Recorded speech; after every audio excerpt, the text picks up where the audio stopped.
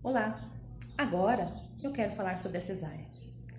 O que é a cesárea? Cesárea é uma cirurgia de médio porte, de médio a grande porte, né, realizada através de um corte que corta várias camadas do corpo, da pele ao útero, né? Apesar de estar anestesiada, apesar de não sentir dor, a mulher continua sentindo a manipulação no corpo dela, então sente que alguém está colocando a mão, e algumas mulheres passam mal por isso, algumas mulheres sentem uma certa aflição por alguém estar mexendo no corpo delas. Por ser uma cirurgia, o pós-operatório, ele é doloroso, porque além da dor fisiológica de um corpo voltando, vai ter essa dor do corte. Quais são as indicações de cesárea? Antes de falar se a gente é a favor ou contra, é bom conhecer. A cesárea foi criada para salvar vidas, né? Para salvar nos casos que não tinha o que fazer, que o bebê ia morrer e que podia acontecer da mãe morrer também. A cesárea foi criada para isso. Quais são as indicações dela? Então tem algumas indicações absolutas, que é assim, se não fizer cesárea, mãe ou bebê ou os dois morrem ou podem ter sérias consequências. Essas razões são sempre durante o trabalho de parto, tá? Tá lá acontecendo o trabalho de parto e a mulher teve uma eclâmpsia, cesárea. Não tem o que fazer, é cesárea. Um prolapso de cordão. O que é prolapso de cordão? O cordão umbilical sai antes do bebê. Então começa ali, tá lá no trabalho de parto, tá nascendo, em vez de aparecer a cabecinha, aparece um pedaço do cordão. Não tem o que fazer, cesárea. E o descolamento prematuro da placenta. Então a placenta se descola e causa uma hemorragia, e aí essa placenta não está funcionando mais, então tem que se fazer uma cesárea de emergência para salvar esse bebê. Essas são as indicações absolutas, não tem o que fazer, é cesárea. Quais são as indicações relativas? O que é uma indicação relativa? O que a gente acha uma indicação relativa? É que existe sim um risco, mas não existe uma evidência científica, uma prova que diga que a cesárea é melhor que o parto normal nesse caso. Então o médico julga ele, avaliando o caso, que a cesárea é melhor para essa mãe. Tá? O que seriam essas indicações relativas? Sempre durante o trabalho de parto, tá? Então, desproporção cefálico-pélvica. O que é isso? A cabeça da criança é grande para passar na pelve da mãe. Isso é uma coisa que só dá para saber na hora, tá?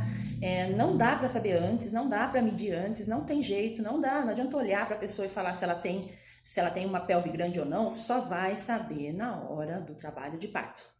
Uma parada de progressão, que é parar de progredir o trabalho de parto. Chega ali em 8 centímetros e não progride de jeito nenhum, e aí o médico opta por fazer uma cesárea por parada de progressão.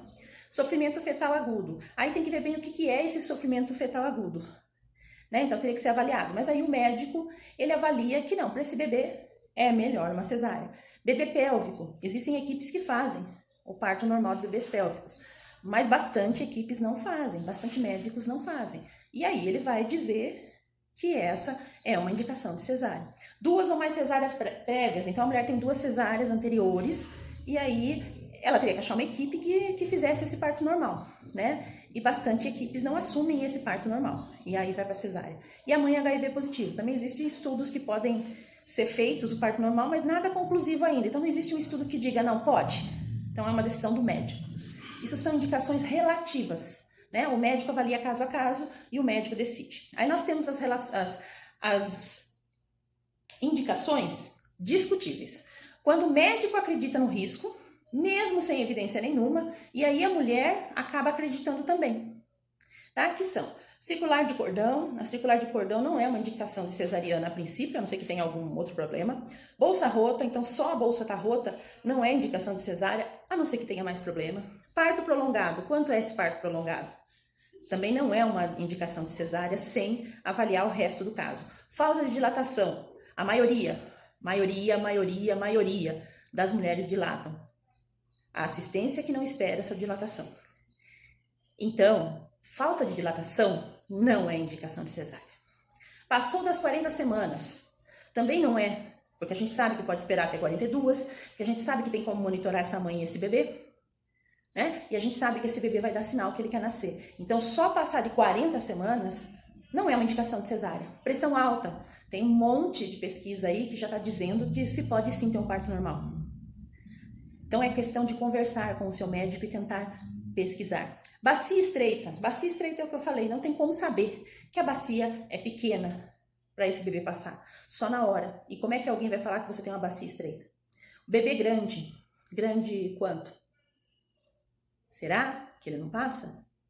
Então não é uma indicação de cesárea. E cesárea prévia? Não, as mulheres podem ter parto normal após cesárea. Primigesta com idade avançada, primigesta com 35, 37, 40 anos. Qual o problema?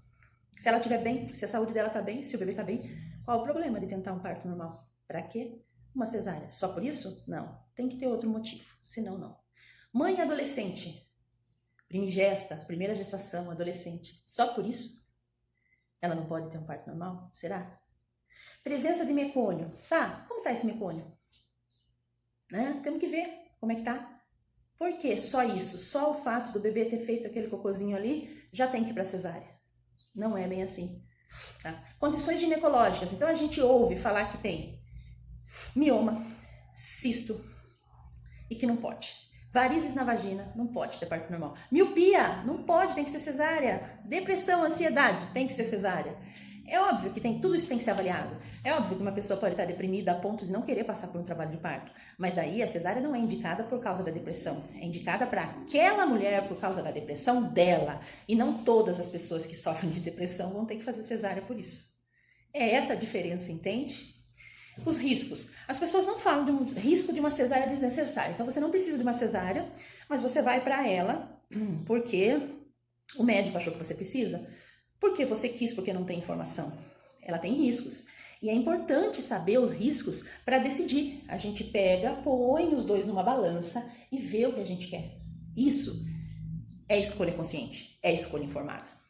Então, quais são os riscos de uma cesárea? Tá? A curto prazo, 4 a 5 vezes maior risco de complicação por ser uma cirurgia. Hemorragia, infecções. 1/3 das mulheres pode ter algum tipo de infecção do trato urinário, do útero.